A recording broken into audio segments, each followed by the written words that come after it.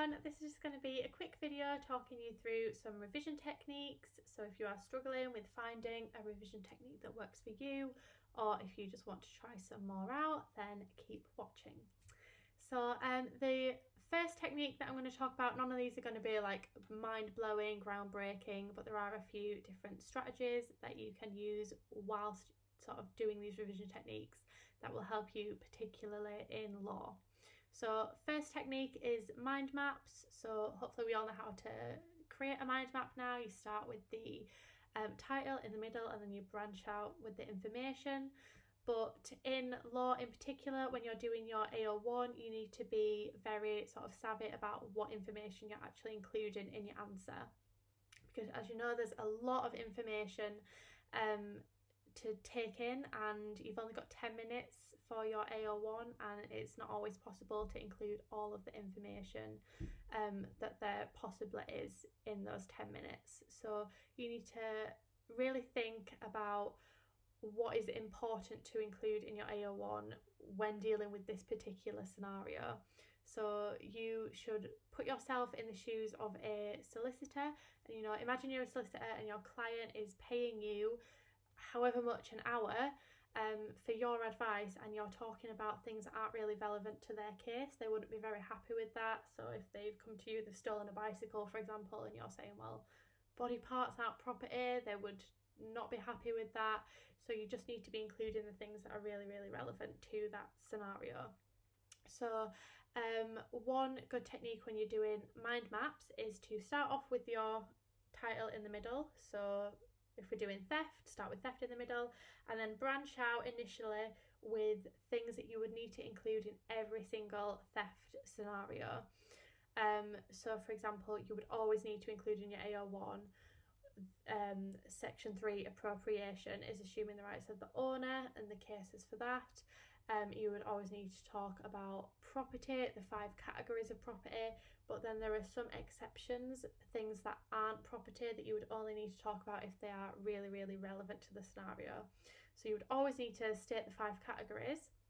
However, you would only need to say that mushrooms, flowers, foliage are not property unless for financial gain if there is some mushroom, flowers or foliage within the scenario. Same for wild animals, body parts, confidential information. You only need to state that those things aren't property if those pieces of property are involved within the scenario.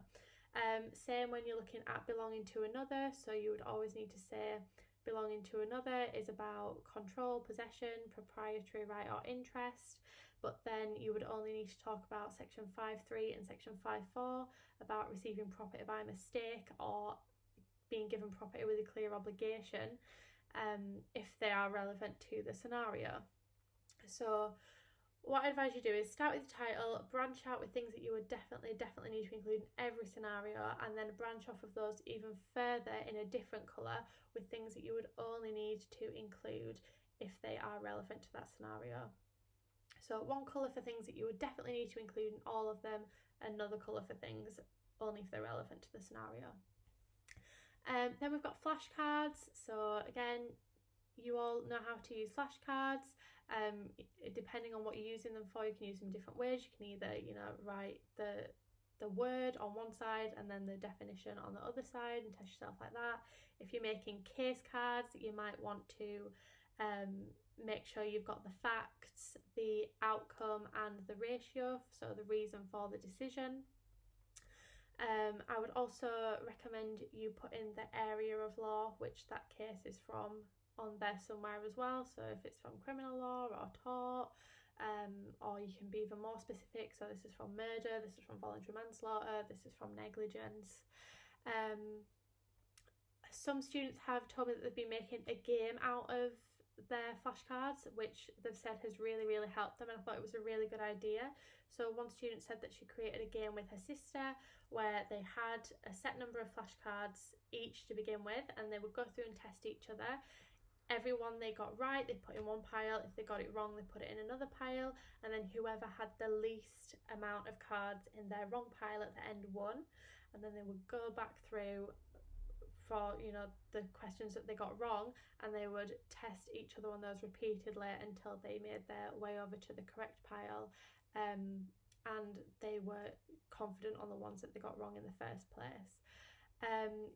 That's, you know, she said that it's really, really worked, and even her sister, who doesn't do law, now knows all of the cases off by heart, so it clearly works. You don't necessarily need someone to play it with. Obviously you might want to, or if you've got a friend in your law class and you want to test each other, it might be a good sort of idea to do it together. Or you can do it on your own if you want to. You can just test yourself, create your little piles, and then see if you can challenge yourself. Okay, I got 5 wrong this time, I'm going to challenge myself to get less than 5 wrong on my next go. And then once you've got them all right and you've smashed them all, maybe start timing yourself, see how fast you can get through them.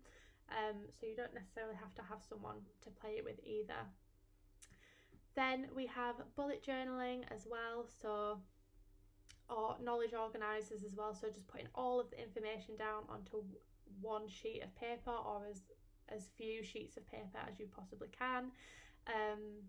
I know it's sort of instilled in us that just writing things out doesn't work as well as mind maps and flashcards, but for some people it does. So it's just about finding a technique that works for you. For example, mind maps and flashcards never used to work for me ever. And I would always just write out the information in bullet points over and over and over again, and that's what worked for me. That obviously, I think that's sort of an either you love it or hate it kind of thing. For some people that might be really, really boring and just not help, but if you find that mind maps and flashcards and things like that really, really aren't working for you, then it might be worth a shot giving that a go. Then we have some techniques to help you learn cases as well. So the app Memrise is really, really good for this.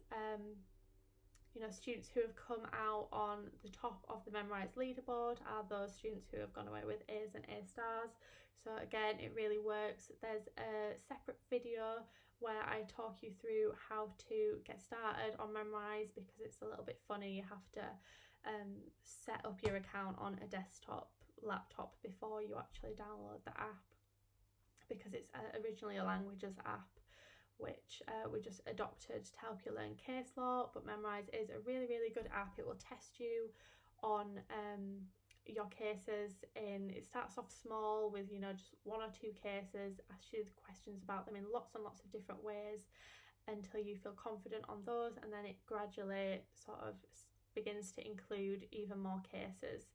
And the questions are in set packs. So for example, if you just want to focus on your murder cases for today, you could go on to the murder quiz, and you don't necessarily have to finish all of the questions in one go.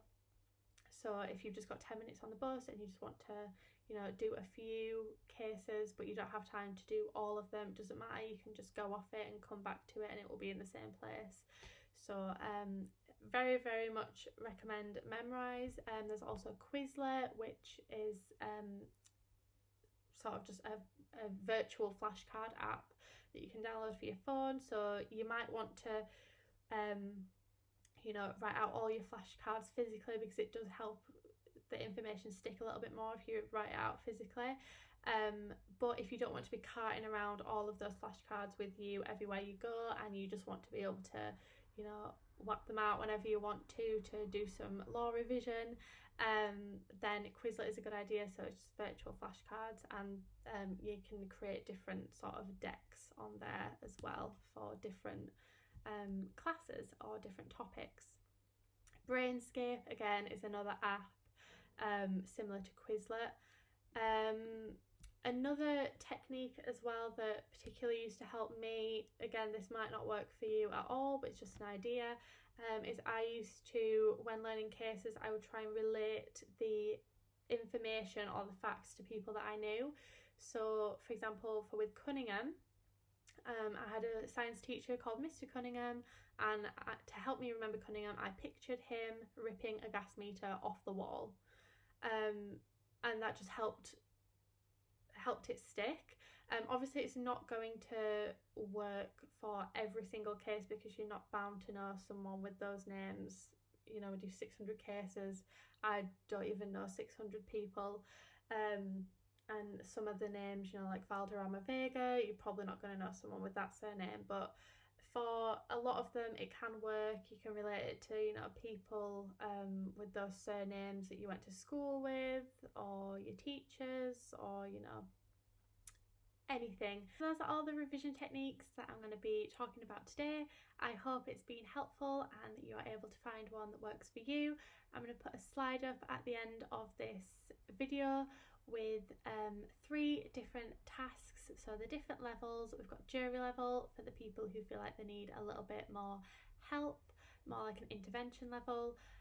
We've got the barrister level for those of you who feel like you're on track and you just want to maintain your knowledge, and then there's judge level for those of you who feel like you're flying ahead and you want to push yourself even further. So each of those levels has a different task on it that you can have a go at in regards to your revision, and yeah, happy